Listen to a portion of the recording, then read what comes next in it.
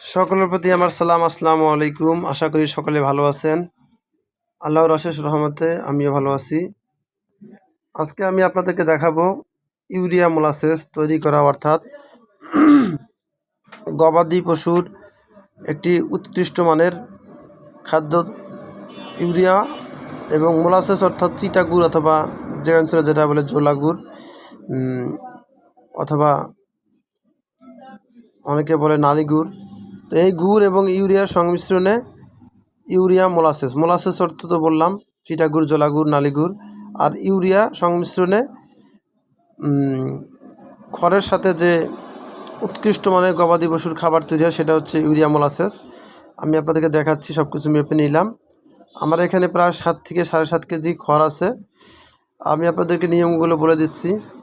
1 KG খড়ের সাথে, ভালো করে শুনে রাখবেন, 1 কেজি খড়ের সাথে হাফ কেজি পানি, হাফ লিটার না কিন্তু, হাফ কেজি পানি এবং 1 পোয়া মোলাসেস, ইংরেজিতে মোলাসেস, চিটা গুড় অথবা যে অঞ্চলে যেটা বলে নালি গুড় অথবা জোলা গুড়, আর যেখানে যেটা যে ভাষায় বোঝানো যায়। 1 কেজি খড়ের সাথে হাফ কেজি পানি এবং 1 পোয়া চিটা গুড়, মোলাসেস অথবা জোলা গুড় এবং 30 গ্রাম ইউরিয়া সার, আজীবন 30 গ্রাম ইউরিয়া সার 1 কেজি খড়ের হিসাবে। আমার এখানে যেহেতু 7.5 কেজি অর্থাৎ 7 কেজি খড় রয়েছে, সেক্ষেত্রে আমি কিন্তু এখানে 3.5 কেজি পানি নিয়েছি বালতির মধ্যে, এবং আমি এখানে তাহলে প্রায় 2 কেজির কাছাকাছি দেওয়া লাগে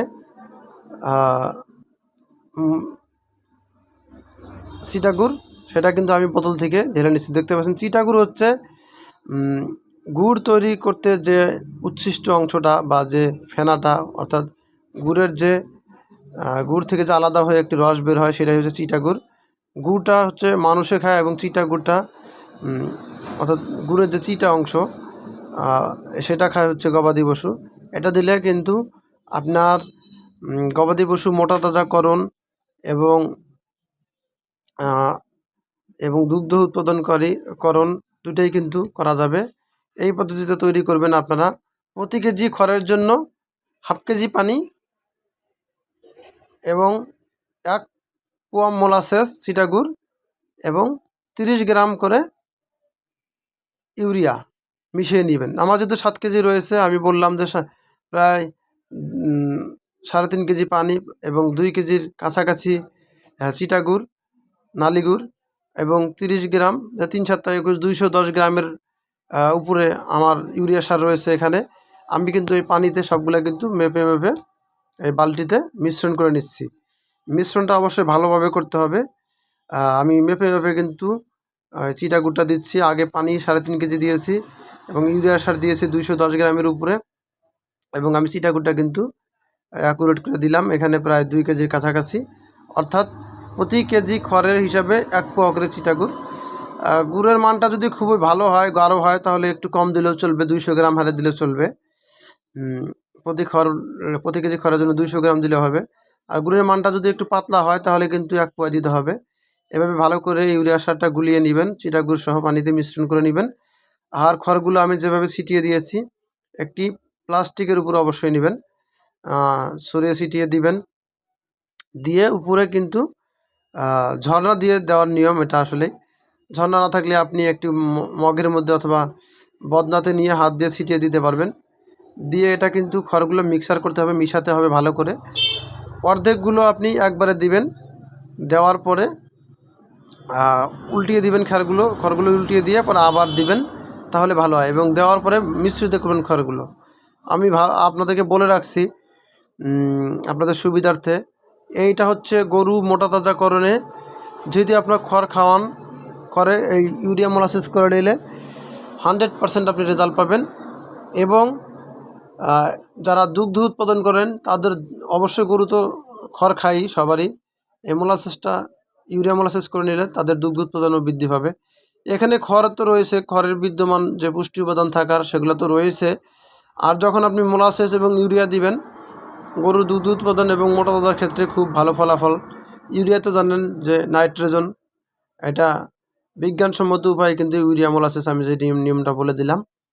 এবং চিটাগুড়ে রয়েছে আপনারা জানেন বিভিন্ন রকমের কোএনজাইম এবং বিভিন্ন রকমের উপকারী ব্যাকটেরিয়া, এগুলো গিয়ে কিন্তু হজমে সহায়তা করে এবং গরুর যে শরীরের যে বিপাক্রিয়া এটা কিন্তু ভালোভাবে সম্পন্ন করে এনজাইমটা, এবং গরুর বিভিন্ন রকমের পুষ্টিমান বাড়ায় এবং গরুর রোগ প্রতিরোধ ক্ষমতা বাড়ায়। এক কথায় গরুর সুস্থ সবল রাখতে যেটি করা দরকার, এই নালিগুড় অথবা চিটাগুড় এই এনজাইমটা কিন্তু করে থাকে এর, এবং হজম প্রক্রিয়াটাও সম্পন্ন করে।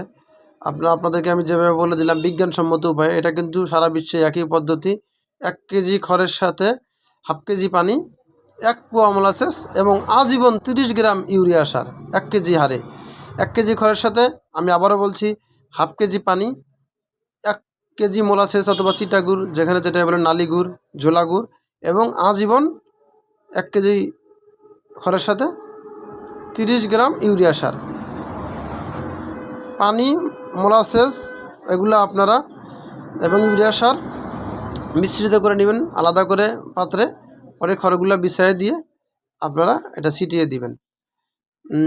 একটা গুরুত্বপূর্ণ বিষয় যে এটা আসলে তৈরি করবেন কিভাবে এবং খাওয়াবেন কীভাবে। এভাবে তৈরি করে কাগজটা মোড়ায় রাখবেন, কাগজের ভিতরে রাখবেন 15 মিনিট রেখে, যখন ভিতরে এটা খড়ের গায়ে লেগে যাবে তখন থেকে খাওয়াতে পারবেন 15 মিনিট পর থেকে।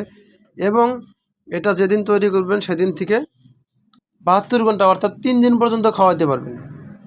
সেই হিসাবে আপনার কয়টা গরু কয় কেজি খড় খায় 3 দিনের একবারে তৈরি করে নিতে পারবেন। এভাবে বেঁধে রাখবেন পলিথিন দিয়ে, খাওয়ানোর 10-15 মিনিট আগে খুলে খাইতে দিবেন, তাহলে দেখবেন 72 ঘন্টার মধ্যে বানানোর পরে খাওয়ানো যাবে। এটা আপনাদের সুবিধাতে বলে রাখলাম। আর একটা গুরুত্বপূর্ণ বিষয়, যখন আপনি এই খড়টা খাওয়াবেন তার 1 ঘন্টা পূর্বে পানি খাওয়াবেন, মানে পানি খাওয়ানোর 1 ঘন্টা পরে দিতে হবে। এবং ইউরিয়া মোলাসেস খড় খাওয়া শেষ 1 ঘন্টার মধ্যে পানি দেওয়া যাবে না, 1 ঘন্টা পরে পানি খাওয়াতে হবে। কারণ ভালো করে বুঝে নিয়েন, 1 ঘন্টা আগে পানি অর্থাৎ মোলাসেস ইউরিয়া মোলাসেস খড় দেওয়ার গরুকে দেওয়ার 1 ঘন্টা আগে পানি খাওয়াবেন, পানি খাওয়ানোর 1 ঘন্টা পরে খাবার দিবেন, এবং খাওয়ার শেষে 1 ঘন্টা পরে পানি খাওয়াতে হবে। এর মধ্যে পানি খাইলে কিন্তু ইউরিয়ার সাথে পানির বিক্রিয়া করে গরু কিন্তু গ্যাস হইতে পারে এবং এই সারের অ্যাকশনটা কিন্তু গরুর মাথায় ধরতে পারে।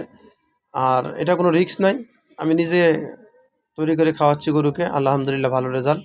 আপনারা ইচ্ছা করলে করতে পারেন। তবে এই বিষয়টা খুবই লক্ষণীয় যে গরুকে পানি খাওয়ানোর 1 ঘন্টা পর দিতে হবে মোলাসেস, এবং ইউরিয়া মোলাসেস খাওয়ানোর শেষ হলে গরু কিছুক্ষণ বিশ্রাম নেবে, তারপরে 1 ঘন্টা পর গরুকে পানি খাওয়াবেন। তো সকলকে ধন্যবাদ। আরও বিস্তারিত তথ্যের জন্য কমেন্ট করবেন এবং বেশি বেশি আমার চ্যানেলটি সাবস্ক্রাইব করে পাশে থাকবেন। আমি আপনাদেরকে তথ্য দিয়ে পাশে থাকার চেষ্টা করব। ভুল বেদবি হলেও ক্ষমার দৃষ্টিতে দেখবেন। যার যেটা জানার ইচ্ছা কমেন্টে জানাবেন, আর আমি আপনাদেরকে চেষ্টা করব সর্বোচ্চ সহযোগিতা করার জন্য।